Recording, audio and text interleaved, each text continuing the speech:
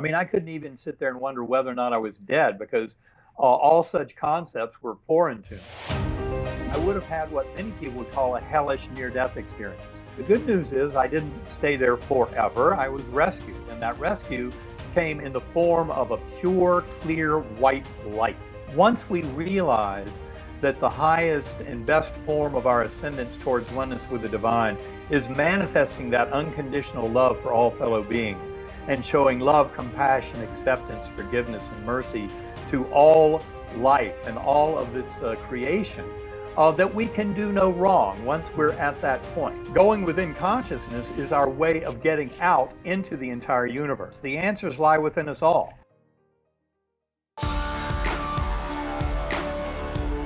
Hi everyone, Michael Sandler here, best-selling author and your host on Inspire Nation. Check out our website where we'll be posting podcasts, tips, videos, blogs, and more at inspirenationshow.com. Welcome to the show, Eben. Are you ready to shine? I am. Woohoo! Very.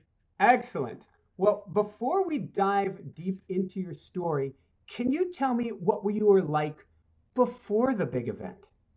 Well, yes, I had grown up in a home where I was blessed with a father who was very scientific. He was actually the chairman of a neurosurgical training program.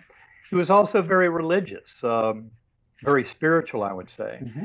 And so I grew up in that environment, of course, growing up in the 60s and 70s and the heyday of scientific materialism and all the kind of giddy progress we saw in science and technology in the 20th century. I realized that science is the pathway to truth. Is the whole pathway. It is the pathway. I realize now, though, that the science that I worshipped at that time, reductive materialist science, or conventional science, is woefully inadequate. It is a kindergarten level style of thinking that actually has nothing whatsoever to offer up about the nature of consciousness. In fact, that conventional science that I worship tried to tell you consciousness is an illusion of the physical workings of the brain. It tries to deny its very existence.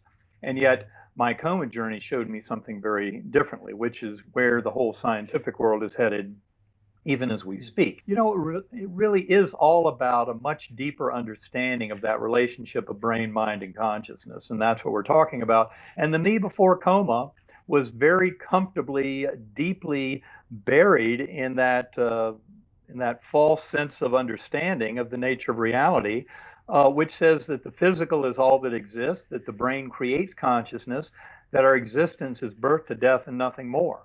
All of that is false. And my coma journey showed me very clearly a more natural ordering of things that makes much more sense. So why don't you tell us then, share with us your story that began on November 10th in 2008. And with that said, as I was jotting notes for this and I wrote down November 10th, 2008, I went, Jessica, this happened on your birthday. So present. The hairs kind of stood up. A beautiful present, yes. Well, there are no accidents. That's one thing I've come to realize very fully.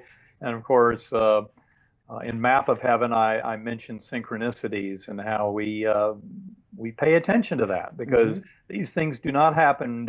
It's not just coincidence. There's a lot of meaning buried deeply and richly throughout all of our experience. So. Taking you back to November 10th, 2008, where basically I woke up with severe back pain and then discovered when my younger son, Bond, who at that time was 10 years old, came in the room and he realized I was having tremendous pain. He started rubbing my temples. As soon as he touched my head, I felt like he'd driven a white hot spike through my head.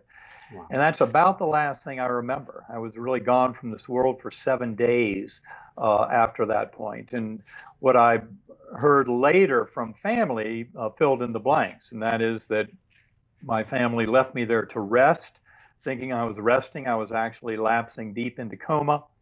And in that process, they let me rest, came back about 2 hours later to check on me. I was having a grand mal epileptic seizure. Of course, I remember none of that. I remember nothing of the next 7 days. I was already long gone from this world when my family found me having that seizure. from a physical perspective, what was going on at the time? Well, at the time, what I figured out much later is that Hmm. my brain was being overrun with an extremely aggressive, primitive, and absolutely should have killed me bacterial meningitis. It was E. coli, which Hmm. they found out on the second day. Any doctors in the audience will realize that E. coli meningitis almost always happens in newborns. It's very rare beyond the age of 3 months. And yet that's exactly what I had. And the numbers on it, it's somewhere well under 1 in a 10 million chance that an adult spontaneously gets E. coli meningitis. I mean, it's extremely rare. So to this day, my doctors have no idea how I came down with this severe case of bacterial meningitis. What was the mechanism of it? I'm sure that the rarity of it was there to help keep me focused, so I wouldn't just kind of throw up my hands in despair and say, well, I guess the dying brain does all kinds of tricks and, weird things happen. Hmm. Just got to forget about it. That's what my doctors encouraged me to do when I came back talking about the experiences I'd had. That's interesting. I had uh, two NDEs myself, and after the second one, um, in both of them, they had occurred from trauma, falling. One that left me with a titanium femur and titanium hip on the left side in a Hmm. very rare way that it happened. And the second one left me with a matching identical titanium femur and identical hip on the right side. That they said the odds of the first one were 1 in 1 million. The odds of the second happening, Yeah. 1 in infinity. And you got that same Right. kind of thing, the Right. bookmark that no way, Right. The just same not kind of thing. possible. Yeah, there are no accidents, so you have that symmetry across time for some reason, Hmm. and I think that's a crucial part of this. The Not only the rarity of the disease, Hmm. but I started out that week with a one in basically a 10% chance of survival. Yeah. But anyone who knows anything about bacterial meningitis realizes if you go into coma from this and spend more than a few hours or day or so in coma, you're pretty much not coming back. And that's what my doctors knew very well. So what's going on? What's going on in the brain at that point as far as what's the bacteria doing? Well, the important thing to understand, and this I came to realize in the months after my coma, is that such a case of bacterial meningitis in many ways is a perfect model for human death. The reason is that bacteria Hmm. very specifically and efficiently destroys the neocortex. It destroys the outer surface of the brain. The outer surface of the brain is the part that makes us human. All of our experience as humans, everything about what we see and hear and think, and our words and language, and our perception of bodily awareness and of our surroundings, every single bit of that depends on the neocortex. It's not resulting from deeper structures in the brain. The deeper structures are more primitive. Hmm. They're something we have in common with all other animals. But the thing that really makes the human experience special is the neocortex. Now, other mammals have a similar neocortex, but one that is not as complex as ours. In humans, it really rises to full form. And yet, that was a gift. By having such a disease, I really could not have had a disease that would have been more perfect to help me try and understand the nature of consciousness and the relationship of the neocortex to the mechanism of consciousness than my bacterial meningitis. The only problem was by the end of the week, I'd gotten so sick and had I So your really lost. neocortex was basically knocked completely offline. It's as if it's dead. It was knocked offline in the first day. I mean, the last evidence we have that there was any kind of function coming out of my neocortex was within an hour or two of hitting the emergency room. And after that, it was all gone. It was just pathological reflexes or no response at all. That's what I had through most of that week. And although my doctors said that when I first got to the ER, seizing in coma, I was at about a 10% chance of survival due to rapid progression down into coma. By the end of that week, 7 days in that state, with no sign of any kind of neurologic recovery, no signs of improvement, at that point, I was down to a 2% chance of survival with no chance of recovery. In fact, they said best case scenario, if I was in that 2% category that would actually live through this, was that I would be in the hospital for a month or two, be transferred to a nursing home in a persistent vegetative state, and die there a few months later, never having awakened. So that's why on the Basically, the brain was cooked. right, and my doctors, so on the seventh day, they were recommending just stopping the antibiotics. And that recommendation was because of the dismal prognosis without any hope for recovery. So, yes, to this day, you can bet my doctors have no idea how I came back. And I can tell you, I often meet physicians who Yep. are familiar with E. coli or with gram-negative bacterial meningitis, and they come up to me like they're looking at a ghost. And they shake my hand in kind of this mystified state and say, I cannot even believe you are alive. And So that to me is a haunting mystery. your doctors were literally then saying it's pretty much time to think about pulling the plug. Well, that's exactly what they were saying. It was time to just let me go. And of course, it was a few hours later Yeah. that I did start coming back to this world. But important to point out, and I mention all this in Proof of Heaven, but I don't know if I stressed it enough. When I was first coming back to this world, I had no memories whatsoever of Eben Alexander's life before coma. I had no idea who I was. My mother, my sisters, my sons standing around the bedside, I had no idea who these beings were. The only thing I knew was where I had been on this extraordinary odyssey that to me seemed to have taken up months or years. I mean, it was a very long, extensive odyssey, although it had to fit within 7 Earth days. Yeah. And in fact, all the clues were there to show me that the vast majority of my coma experience happened between days 1 and 5 of coma. So now that you've got my hair standing up on end, what was the journey you took? Well, it all began in what I call the earthworm eye view, this very primitive, coarse, unresponsive realm. It was like being very deep in dirty jello. I can remember blood vessels or roots all around me, kind of this scratchy sensation. I had no body awareness at all during any part of my journey. And in that very crude and primitive, unresponsive realm, I had no language or words, none of my memories of the life of Eben Alexander, none of my religious concepts. I mean, I couldn't even sit there and wonder whether or not I was dead because all such concepts were foreign to me. So this was a very primitive, primordial state of existence, an empty slate, a tabula rasa, if you will. I could still wonder, what, where, who. Never a flicker of a response to any of that. And that earthworm eye view, I think if I had just come back from that, I would have had what many people would call a hellish near-death experience, because it was kind of a hellish or purgatory type existence, even though I had no notion of those kind of words at the time.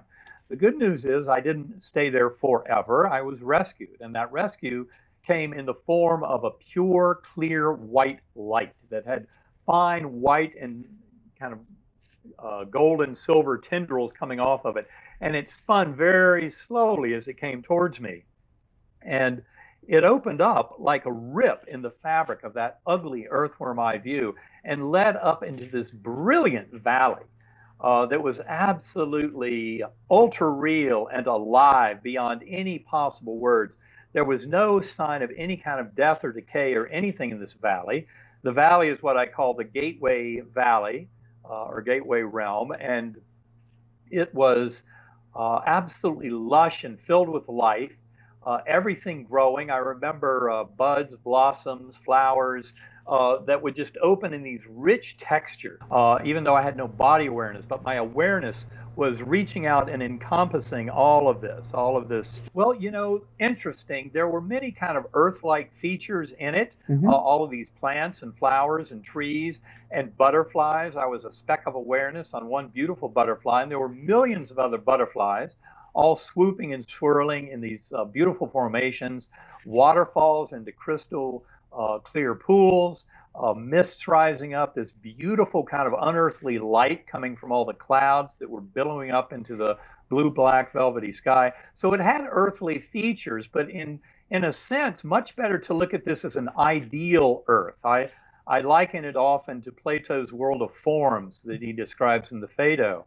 And I think that that's really a best way of looking at it, because everything in that realm, and that includes the souls of departed loved ones and and such is in their kind of perfect form.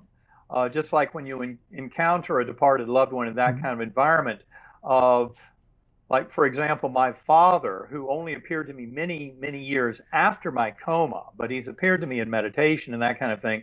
And when he appears, he's in his early 20s and he's extremely healthy with no infirmities whatsoever.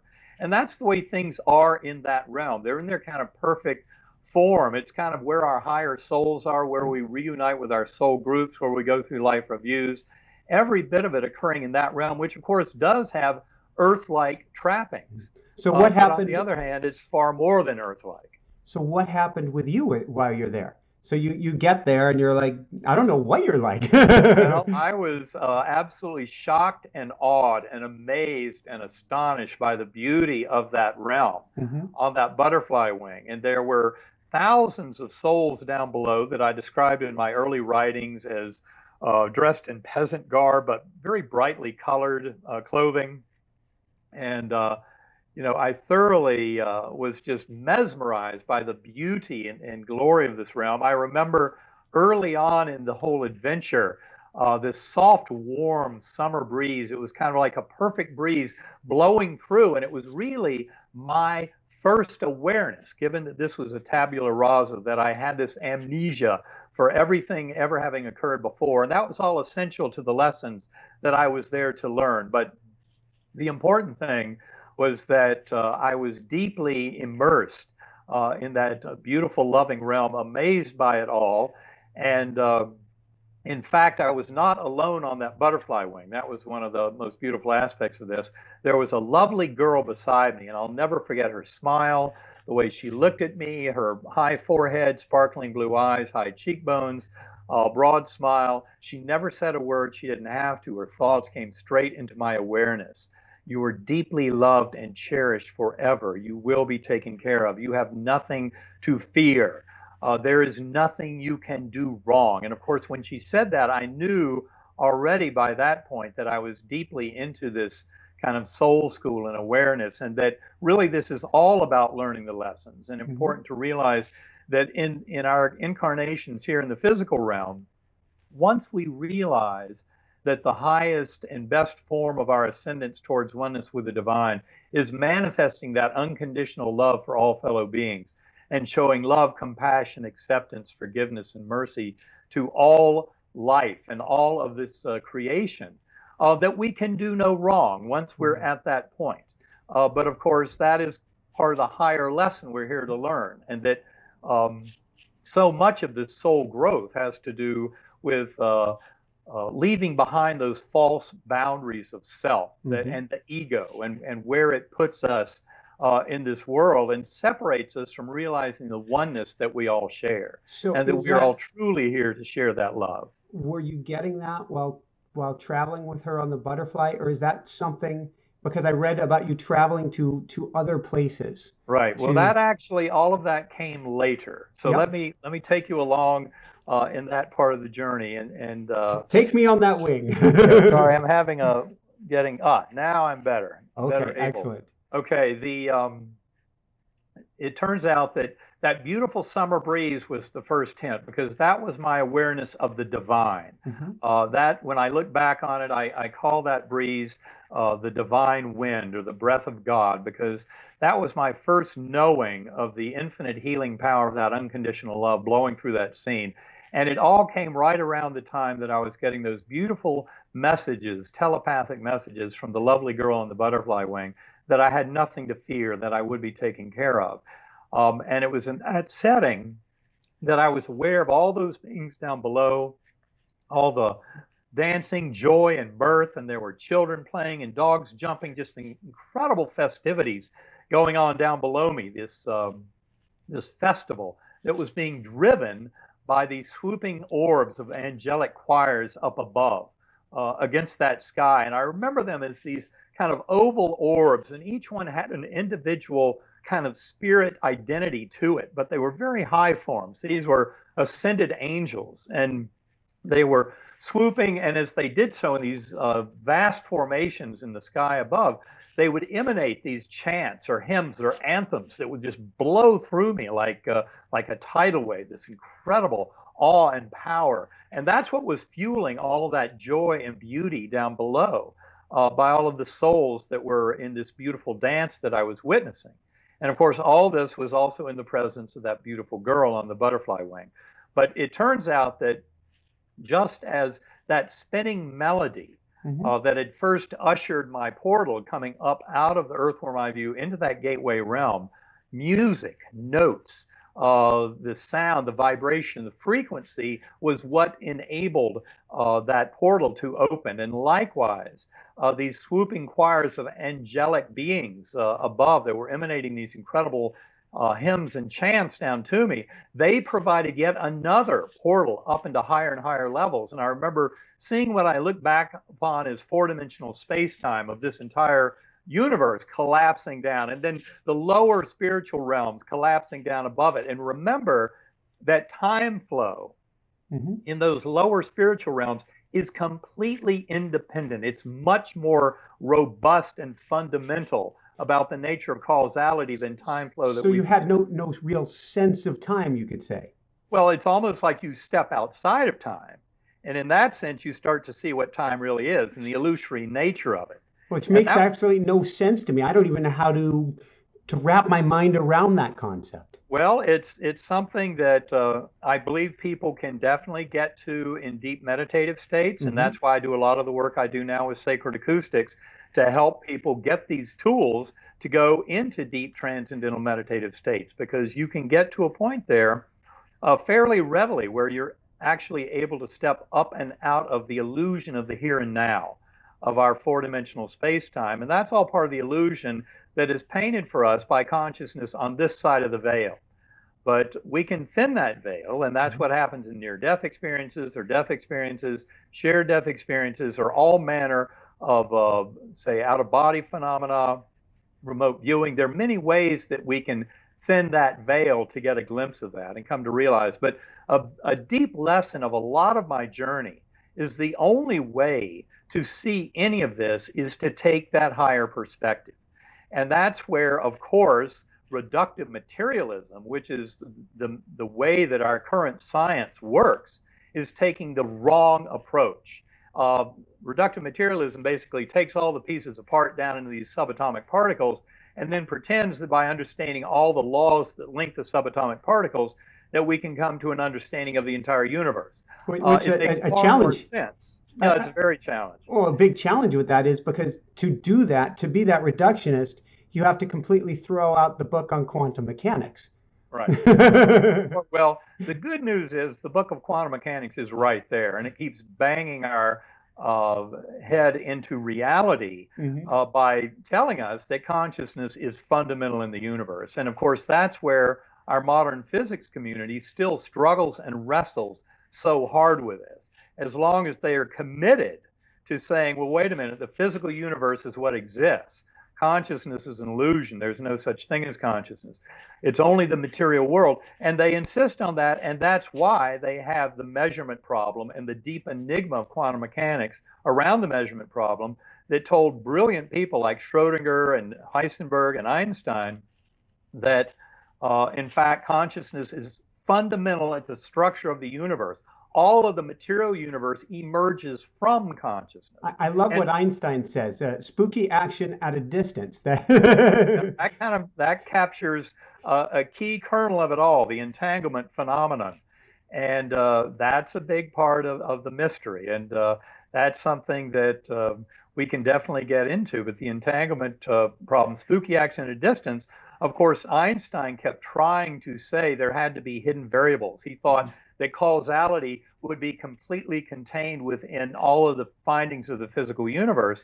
And then, of course, John Bell, the Irish physicist in 1964, came up with ways through Bell's theorem to actually experimentally address that whole question of spooky action at a distance versus hidden variables. And all of the experiments right up to the current era show very clearly that spooky action at a distance is the way the world works, that quantum mechanics is true, that the wave function is real.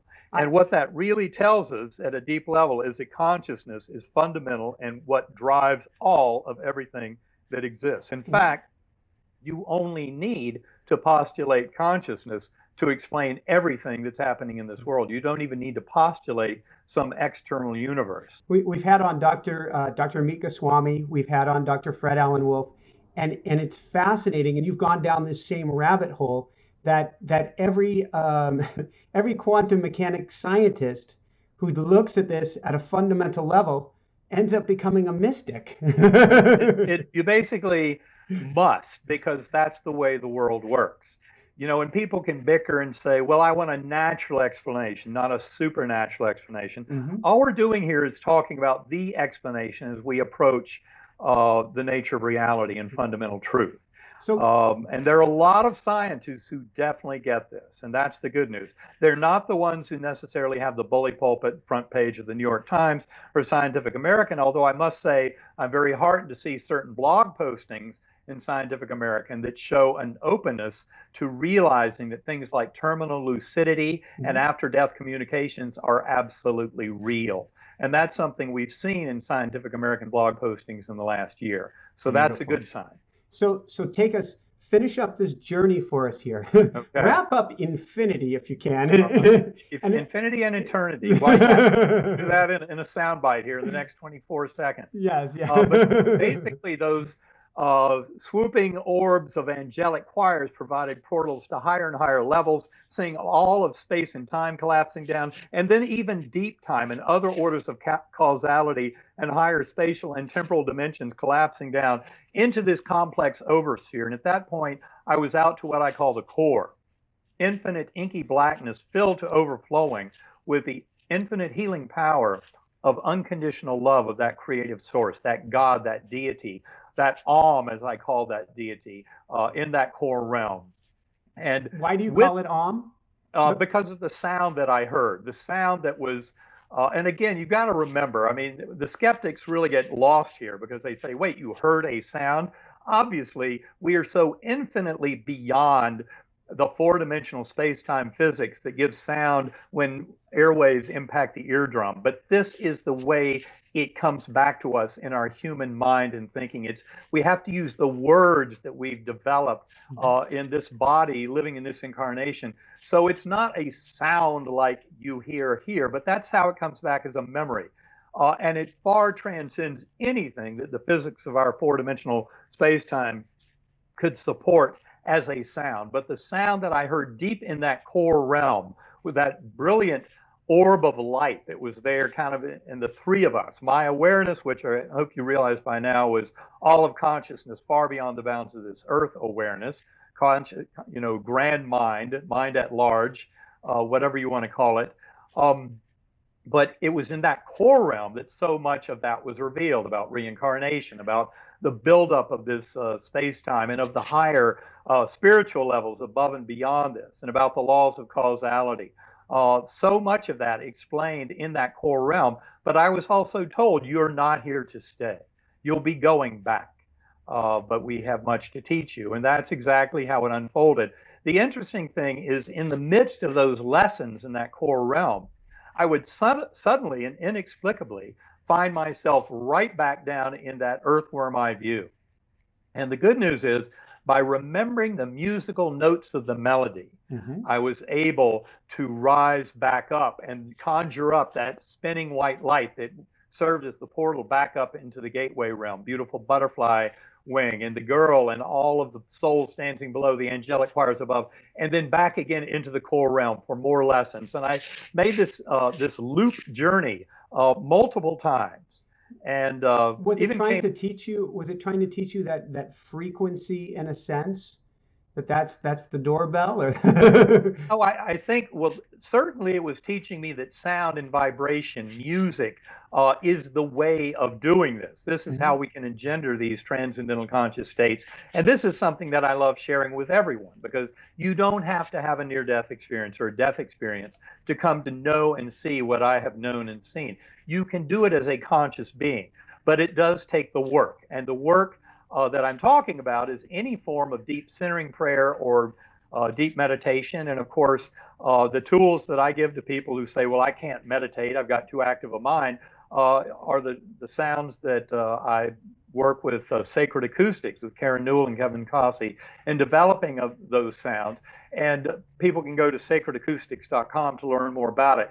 But the key is you need some form of turning off the little voice in our head and going within. As you start to realize, as my lesson told me very clearly, and what I point out in Proof of Heaven and the Map of Heaven, is given that the entire universe is really in consciousness, that going within consciousness is our way of getting out into the entire universe. That's why meditation and going within is the key to all of this. The answers lie within us all.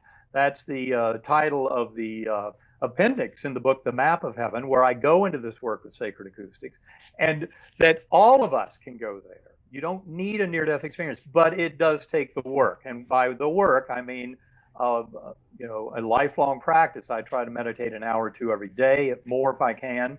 I've been doing that for more than 4 years now, and I promise you it is well worth the time spent. So what, and that's something that I practice as well. Although I must admit, while I practice it every day, I just made a commitment after reading your book, The Map of Heaven, to go to Sacred Acoustics and either download or listen to at least that sample every day. I want to try doing that for at least a few week period. After my first near-death experience, I downloaded HemiSync. I started working with Om chants. I was drawn to sound, and I started to forget some of that after my second near-death experience, which actually I went immediately after that experience to Om. But then I started to forget some of that until this book, Map of Heaven. I went 2 pages in, and I skipped to the appendix, and that's immediately what I jumped to. Good. And I said, Jessica, why aren't we doing this again? As I'm thumping on the book here. Believe me, it is well worth it. And I'll tell you what, it's interesting you bring all that up, because there's another resource that we've just finished. Karen Newell and I did a webinar with Evolver Learning Labs. And we did that webinar from early June into mid-July. Yeah. But the recordings, I believe, are still available. People can go to Evolver Learning Lab and get them. And it's basically 5 sessions that we did, each one 90 minutes long. And they come with certain exercises. And in that webinar, Karen and I go into great detail about all of this, about my journey, about the meditation, about the sound, how we use the sound, how the sound is generated, why it's so powerful. Why is it that differential frequency sounds like this can have such a tremendous impact in liberating conscious awareness from the shackles of the physical brain? And we talk about all of that. So that's a good resource if you're interested in learning more, is just go to Evolver Learning Labs and go to that recent webinar that we did together and go through those recordings. Excellent. So let's dive back into the story here. And we may actually jump into that in a future segment as well. So you come back from this experience, fast forwarding way ahead, you come back, they've pretty much written you off, and you say, more or less, I'm back. More or less. And first off, was it real? Couldn't this have been just what you described us? And forgive me for saying this, because I've been down the rabbit hole a little bit myself. Or couldn't this just have been a grand hallucination? Well, it was, as I told my older son, Eben the Fourth, and he was majoring in neuroscience in college at the time. He had been there 4 days and nights holding my hand with other family members. That first night he'd walked in was my first night in the hospital. He knew enough neuroscience at the time to realize when he came in and saw that corpse being ventilated 12 times a minute by the machine, that his dad was already gone. So he had been through all of that, and of course through the mystery when I started coming back to this world. And he came home 2 days after I got out of the hospital. He drove home from school. It was the day before Thanksgiving, 2008. And he gave me a big hug, and he looked at me, and he told me later he could tell I'd been transformed. It was like there was a light shining within me, that I was far more present than I'd ever been. But what I told him at the time, I said it was way too real to be real.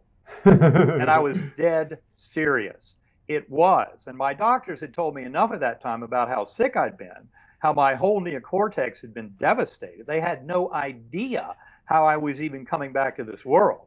But anything I tried to tell them in terms of a story of what had happened deep in coma, they would pat me on the back and say, well, your brain was full of pus, your neocortex was being devastated. No wonder you were amnesic for your life before, because your neocortex was completely gone. Mm-hmm. But to me, it had to be some trick of the dying brain. And so that's where I was coming from when I first came back. It was truly way too real to be real. And at that point in my analysis, I thought, well, it means that there's something about meningitis, destruction of the neocortex, that kind of unmasks some hyper real piece of conscious awareness. And I thought it was brain based, and I was trying to figure that out. And of course, that's what Proof of Heaven has 9 hypotheses that I entertained with some of my fellow colleagues in neuroscience, interested in consciousness, with my doctors, those who were taking care of me, trying to explain all this. We were trying to come up with some way of explaining this as occurring in the brain, as a trick of the dying brain. But of course, that's where, after a while, I just completely gave up, because there really was no way to explain this ultra real, astonishing reality. And you know what I'm talking about, having been there. That in fact, I do not believe that my brain, even now, fully intact, could muster that ultra reality in the same absolutely stunning, astonishing sense. I try to explain to people this idea of hyperreality.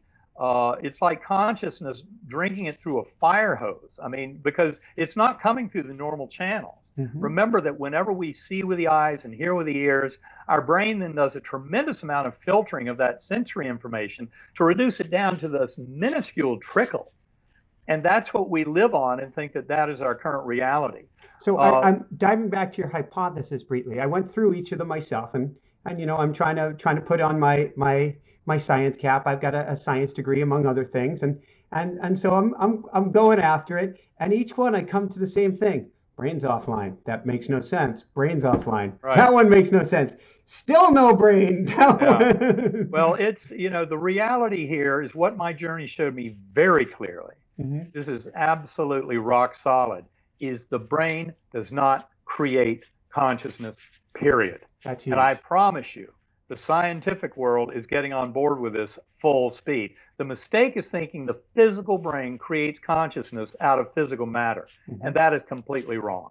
And that's been a tremendous problem for those in neuroscience and philosophy of mind, you know, for the better part of the last century. The model that replaces it is something called the filter theory, where consciousness is fundamental. And this, of course, is something that I allude to in Map of Heaven, talk a bit about in Proof of Heaven, but I'm definitely getting into in a lot of my presentations and in some of the writing that we're doing now, is that filter model and how it really works. So what were you like when you came back? Was Eben still Eben?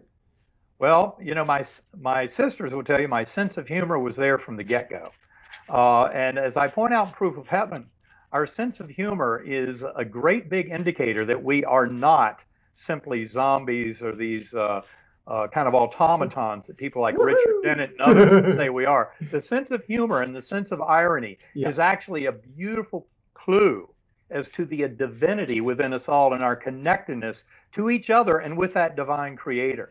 And my sense of humor was in full force right when I came back to this world.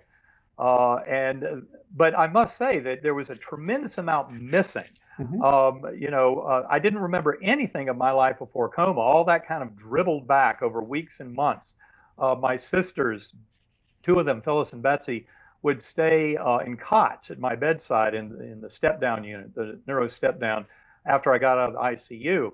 And I didn't sleep night or day. I was really kind of batty. And my sisters would share these memories of things we'd done when we were kids. And at first, none of it was in my memory at all. And I was like, wow, that's fascinating. That sounds so wonderful. But then slowly the memories really started coming back. Yeah. And after a month or so, it was really all back. After 2 months, I would say all of my knowing in more than 20 years spent in academic neurosurgery, everything I knew about physics, chemistry, biology, neuroscience, every bit of it was back by 8 weeks. But was Eben back?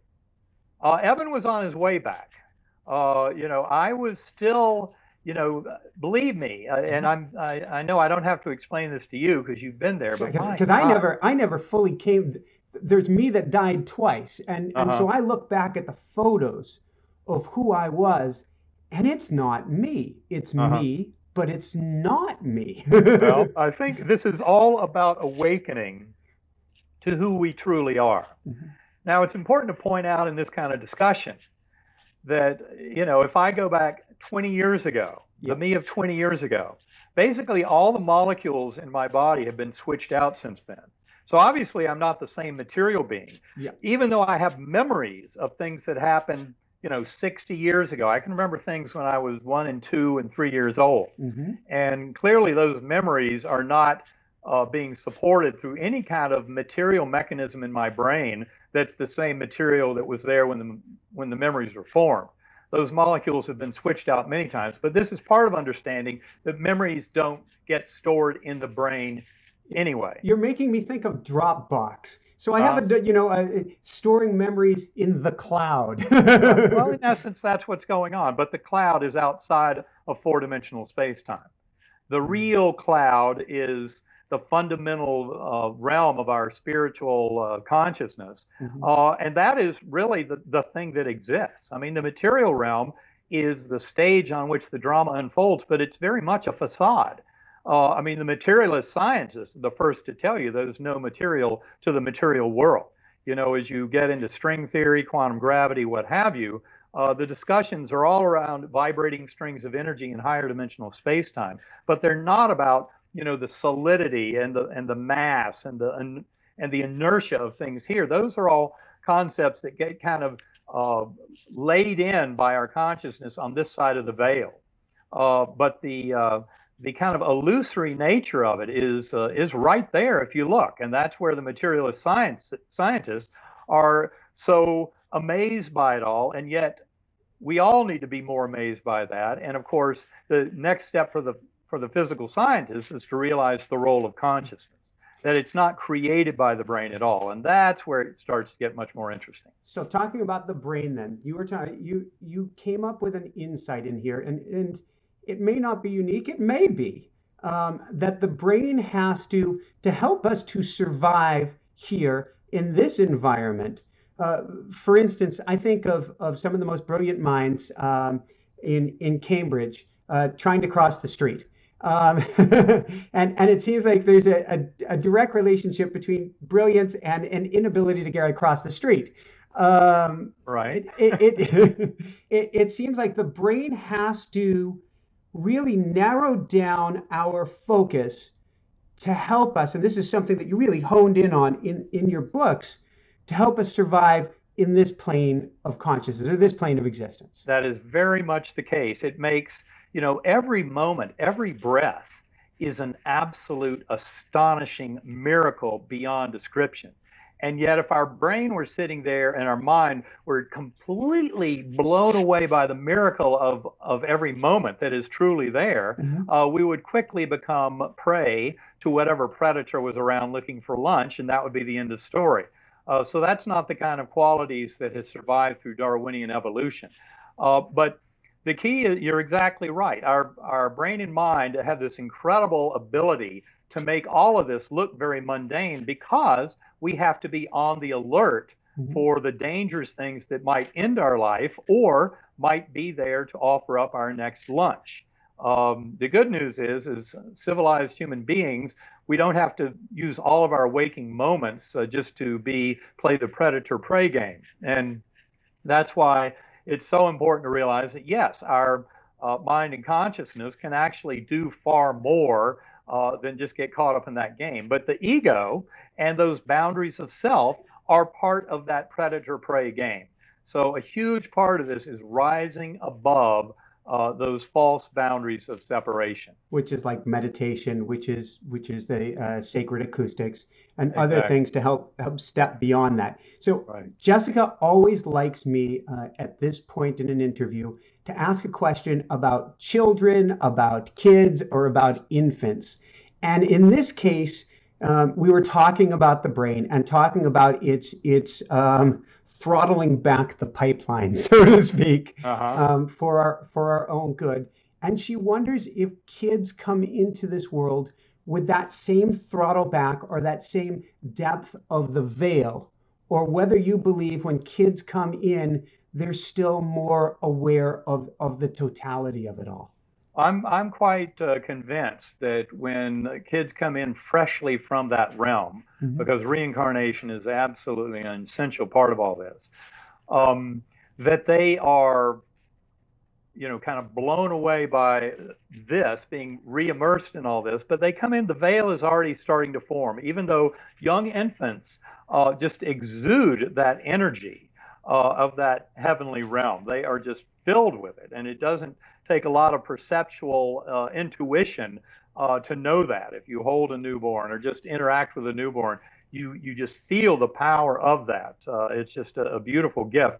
And I'm convinced that a lot of what goes on with children, with their playing and their playmates and all, especially imaginary playmates, which many, many times can be souls of departed loved ones, like grandparents or departed parents who they may not have known even when alive, and yet they know their names and they know enough about interacting with them that if you question the child, you start to learn that they really must be interacting with the soul of that departed loved one. So yeah, I think that they very much get it, and there's a tremendous literature on past life memories in children. The works of Ian Stevenson, Jim Tucker, especially from UVA, more than 2,500 cases of past life memories in children, where that's the best explanation for the empirical data is that, and not some other materialist pseudo explanation.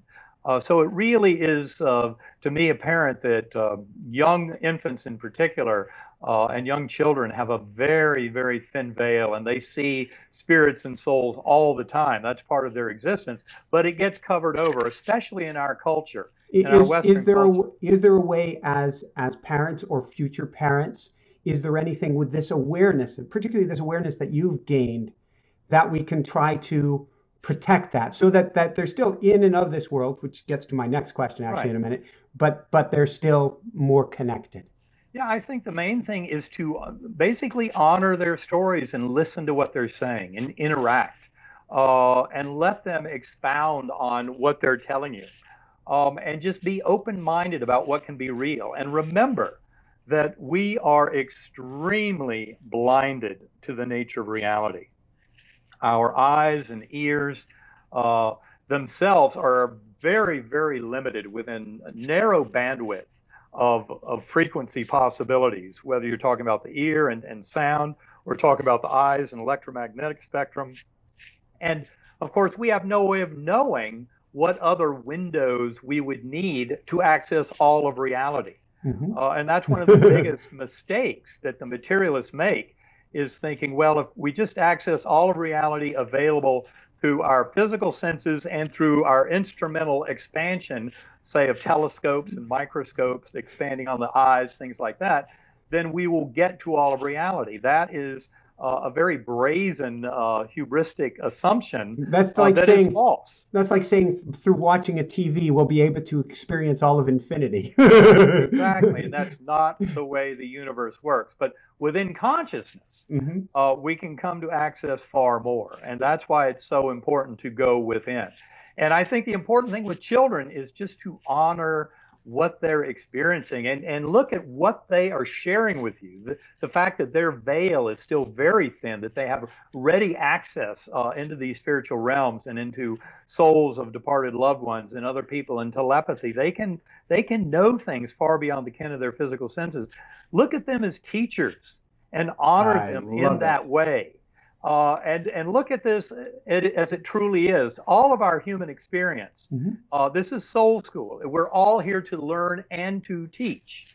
And we can learn a lot from young children, from infants, and help them tremendously by also honoring that and allowing them to grow up realizing that what they sense to be true is true, as opposed to being told by some adult, that can't be, Nana died 2 years before you were born, so you can't possibly know Nana. And yet the kid is obviously playing with Nana. So open up, get used to it, open your mind a bit. That's what this is all about. Yeah. You have a beautiful quote towards the end of the book. It's not actually your quote, but I found it, and it's actually at the back of the map of heaven. a quote from Aldous Huxley, famous writer, and he says, and you include this, that's the important part, this world is an illusion, but it is an illusion we must take seriously Right. because it is real as far as it goes. We must find a way of being in this world while not being in it. Why did you include this, and what does this mean to us? It's very crucial to realize because so often I'm going out there and saying that this material realm is illusory. Mhm. That does not mean it's unimportant. In fact, I would say the entire universe exists to support sentient beings being temporarily incarnated in these forms where we know full well that we'll be partially dumbed down to the level we have to be to exist in these incarnations. But that's because that's how we learn the lessons. That's how we all learn and teach these lessons. The most fundamental lesson Mhm. that mankind is working on now is that lesson of unconditional love for our fellow beings. There are certain aspects coming, from my point of view, of the destiny of humanity, certain capabilities that are latent within all of us as sentient beings, but we cannot be allowed to fully manifest those capabilities until we more thoroughly love one another, love ourselves, love all other beings, show compassion, mercy, acceptance, forgiveness across the board, because some of these abilities that I see coming to us as sentient beings can only come when we have mastered that ability to love ourselves and love others. And that's what so much of this is all about. And when we get that, it sounds like what you're alluding to is when we fully learn how to love ourselves, and thereby, by loving ourselves, we are loving everyone. It's not the narcissistic, I Right. love myself. No, no, it's But not. when we get that, our frequency, boink. Way up. And that's what we're all participating in now, is this awakening that has to happen. It's inevitable as far as I'm concerned. It'll be the most fundamental shift in all of recorded human history. Beautiful. So, what are, I use the word beautiful, and I use that word too much because honestly, it's something you talk about in your book. Yeah. Sorry, I'm I guilty too. I don't have words. Right, And right. Well, Jessica's that's like, stop saying beautiful. I'm like, I don't know. yeah, I mean, that's another reason why I encourage souls to go within. I Mhm. mean, we can all come to experience this by being a conscious being. And that's why the work with sacred acoustics is so important for those who do not already have a way of meditating or centering prayer, etc. But that is really the key, and also realizing the truth behind the fact that we are all one, and it's Mhm. not just about humans, and it's not limited to life on Earth. We are all one with all sentient beings throughout all of eternity and infinity. And that is part of it. And the loving that great oneness is really truly loving ourselves, as you say, realizing it's not a selfish love, it's not an egocentric love at all. This is about loving ourselves for the grand spiritual beings that we truly are, interconnected with all other spiritual beings and directly to the divine creator. So it's really about waking up to that. And of course, I hope that people realize that proof of heaven and map of heaven are very much about rising above the false dogma of separation that is inherent in materialist science and also inherent in some of the dogmatic interpretations of modern religions. And by separation, you mean that either there's God and there's us, or there's life and then there's an end to life. Right. That we are not all part of that fabric, or that life is always. Right. Well, that's a big part of it. A lot of the real confusion in our modern thinking Mhm. comes from any kind of false separating out of parts from the whole. Mhm. In fact, that's right at the core of the problem in quantum mechanics. That's what drives Uh, me nuts about that's science. All these theories seem weird because they're all taken in a vacuum. right, exactly. And of course, that's why when you try and blend them together, like quantum mechanics and relativity, you wind up with nonsense. Because literally there got to be some major problems in one or both of those theories, and yet they both seem to function so well Mhm. where they're applied, you know. So that's really a huge part of the problem, though, and that's why the top-down approach that I mentioned earlier, that you can get through meditation, makes far more sense to me in terms of coming to grips with the nature of truth and reality than the bottom-up approach that is inherent in reductive materialism, which is the MO of our modern scientific materialism. So what are three takeaway pieces of advice? Small question. Three takeaways you give people. I think the most important takeaway, first of all, is remember that you are far, far more than this little teeny body living birth to death and nothing more. Yeah. You are an infinitely greater creature than that. You're far more interconnected. You have far more power to control unfolding reality. So I'd say, in essence, that's probably the most important initial lesson, is to realize you're far more, and that this physical world is only a tiny microcosm of what truly exists. Another thing to remember is, at the core of it all, that infinitely powerful creative source loves you more than you can possibly imagine. That God loves each and every one of us as part of this creation. That's why love is so important. And it has infinite power to heal. And that, whether you're talking about healing the individual, healing the soul group, healing all of humanity, all of life on earth, healing all of consciousness beyond, unconditional love is the secret to healing every bit of it. I want to say I love you, and I love that. Well, it's a fact, and I mean, we see this all the time in a practical sense. For example, I look at the response of the church in Charleston, South Carolina, where they had 9 people murdered, a few weeks ago, and look at the response of the families in that congregation that were so willing to forgive the perpetrator. And that kind of forgiveness, right at its very heart, is the beginning of the solution for this whole world. And the more we can all come to realize the power of unconditional love, of acceptance, forgiveness, and mercy, the more this world will change. And each and every one of us can serve as a point of light to bring that unconditional love to this world. I think that's a big reason why near-death experiences have been, even though they're an ancient phenomenon, they go back thousands of years, but the universe really upped the ante back in the late 1960s when they enabled doctors to bring back cardiac arrest patients. And so now we have populated the world with tens of millions of souls who have been to the other side and come back to tell the tale.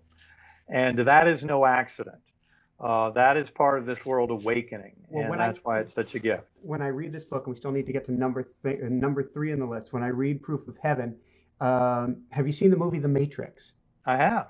This book is as if Neo came back and wrote a book and shared what he experienced. That's kind of like Hollywood would portray it. I don't know if you look on YouTube, there's a Monroe Institute video when I spoke there at their professional seminar back in 2012, and I ended my talk with a scene from the end of The Matrix. So if you're interested, you can check out that little YouTube, and especially the very end of it, because I did exactly the same thing.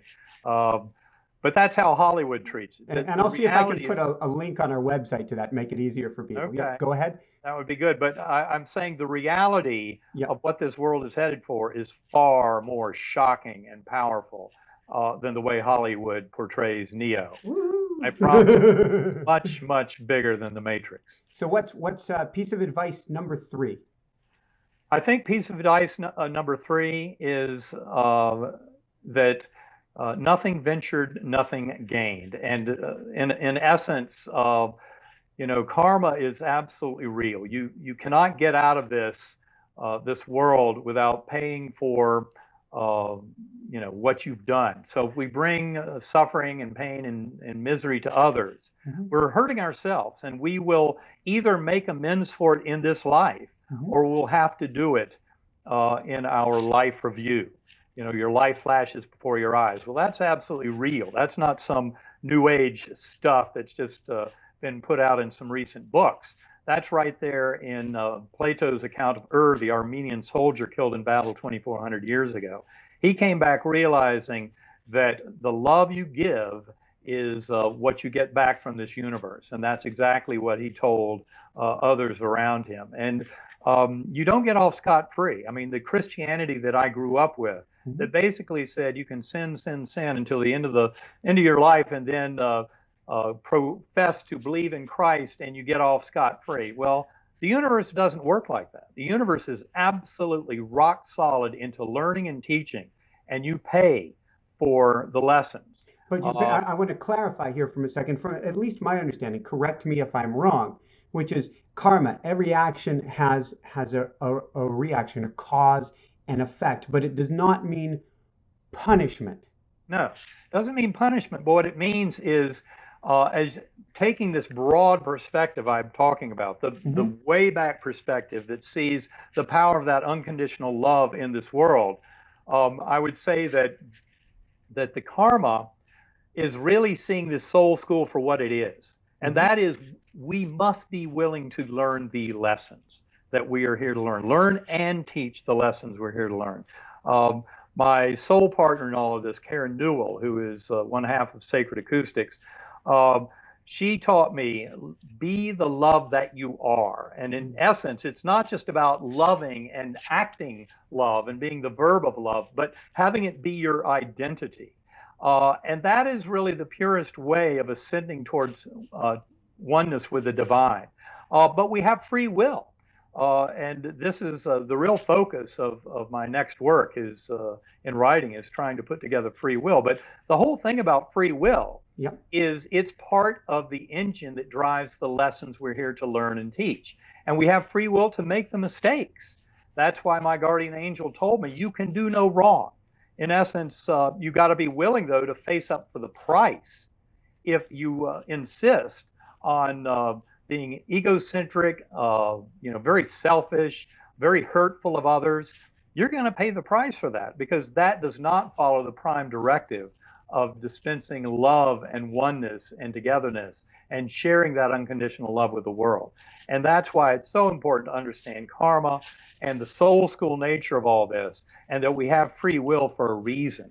But it's that we must demonstrate in our free will making the correct choices, which is loving ourselves, treating ourselves and all other beings with the dignity and respect that all divine creation deserves. Beautiful. When to give people hope, and we don't have time to dive down this rabbit hole, but just as a little nugget to give people here when we're talking about karma, when we're talking about such things, is I found it really hopeful in here that because of free will, one of the things you've learned, correct me if I'm not getting this right, is that there is evil here on Earth, and there is evil in the whole fabric of the universe. That's part of this whole free will, but it's more here. Not that there's a ton of it here, but there's more here for the learnings, and that in all of the cosmos, it's fractionally small. That is correct. And what I would say is, even though people are often kind of shocked by the amount of evil and apparent evil and darkness in this world, none of it would withstand a day of each and every soul manifesting that unconditional love of the Creator for the creation. Every bit of darkness and evil would be dispelled. So it's really a choice that is left up to us to manifest that love and the power of that love. I came to see in my journey, this is not a battle between good and evil. That one way I see it is that the apparent evil and darkness are simply the lack, the absence of that light and of that love. Fear. And we can each serve to bring that light and love into this world. And no matter how dark the valley that you may be walking of, and the loss that you may experience in this life, and wondering how in the world could a loving God allow this to happen to me, losing a loved one or a child or what have you, remember that if you're willing to learn the lesson and teach the lessons that are often involved in that dark journey, that the ridge that learning those lessons allows you to rise up to has far more light and brilliance and love to more than compensate for the darkness and evil of that valley. So just remember and trust knowing that. So a last question for you, which is, what brings you the greatest happiness, or what I call the woohoo factor? It's really just I mean, I must say the biggest joy I get in the world is being with my sons, my two sons, spending time with them, with other loved ones. It's all about relationships. Nothing else matters. And so it's what we do with our fellow souls in these soul groups, all of those interactions that are worth more than anything you could ever accumulate in this material universe. So it's really all about that, about relationships and interactions with other sentient beings and manifesting that love. And every bit of that is why I live breath to breath today. Thank you. Thank you so much. Thank you. Thank you for having me. Where can people go to find out more about your book? If they go to Eben, E-B-E-N, Alexander.com, you can learn a lot more there. Go to sacredacoustics.com to learn more about the sound meditations. People who want to learn a lot more about frontier science, I often steer to Eternia, eternea.org to learn more there. And really reach out to me either through ebenalexander.com or through the sacredacoustics.com website. My soul partner in all of this, Karen Newell, is very responsible, and she's often there at Sacred Acoustics helping people to learn more and work along this beautiful journey that we all share together. Excellent, excellent. And for more information, people can also visit our website, inspirenationshow.com. We'll have more on this topic. We'll also have a link to be able to get your book as well.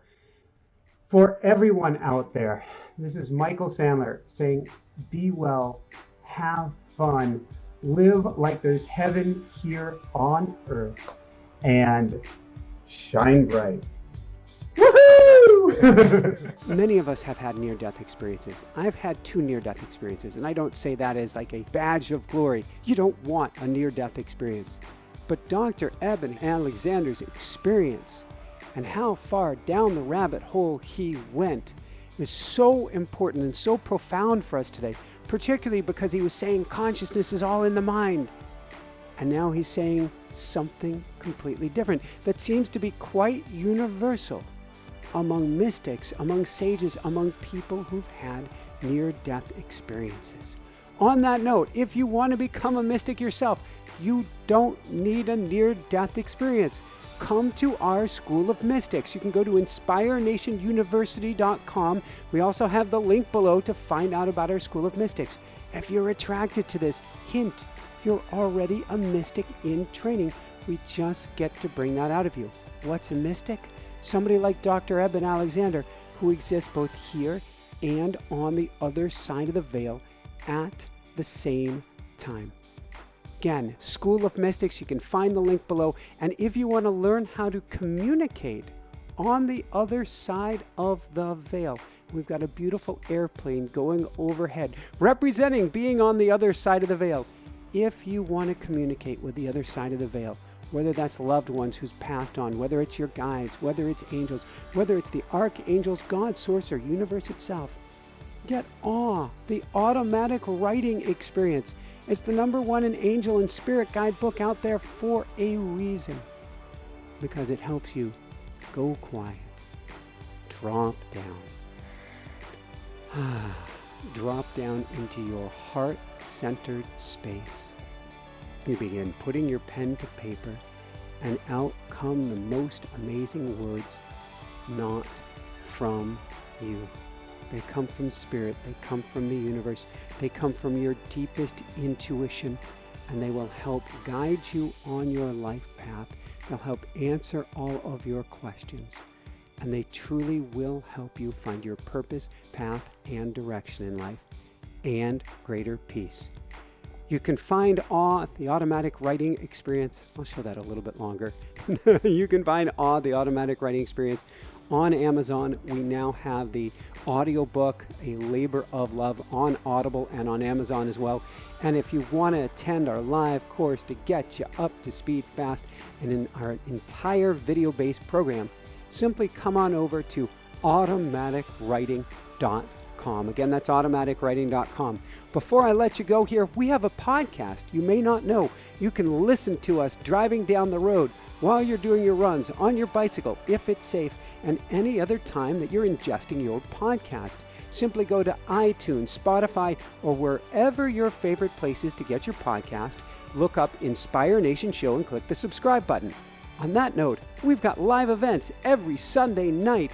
How does it get any better than this? Where we are helping you learn new skills, communicate with angels, speak with the boardroom on the other side of the veil, and much, much more. To find out about our YouTube live events, simply click the subscribe button below and the bell icon where you'll be notified of every live event, upcoming premiere, and YouTube event with me. You can click that subscribe button and the bell icon to be notified. Click here for our next amazing show. Love you guys so much. Big thumbs up. Leave your comments. Love you guys. Shine bright. Woohoo! Love you guys so, so much. I can't wait to see you at the School of Mystics and Sunday.